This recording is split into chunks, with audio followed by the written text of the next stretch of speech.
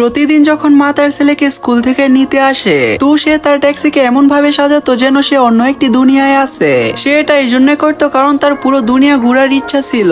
প্রতিদিন বিকালে মা তার ড্রাইভারের কাজ শেষ করে সন্তানকে স্কুল থেকে আনতে যেত, কিন্তু তার আগে সে একটু সময় বের করে প্রতিদিন গাড়ি আলাদা আলাদা ভাবে সাজাতো, কখনো আইস, কখনো সমুদ্র, আর কখনো জঙ্গলের মতো। অনেকবার ক্লায়েন্টের ঝামেলা হতো, কিন্তু এরপরও প্রতিদিন তার গাড়ি সাজানো থামায়নি। একদিন যখন তার ছেলেকে স্কুল থেকে নিতে যায় তখন তার গাড়ির চাকা পাঞ্চার হয়ে যায়, তাই তার নিজেরই টায়ার পাল্টাতে হয়। কিন্তু এরপরও সে চেষ্টা করে কোনোভাবে গাড়ি সাজিয়ে তার ছেলেকে খুশি করাতে।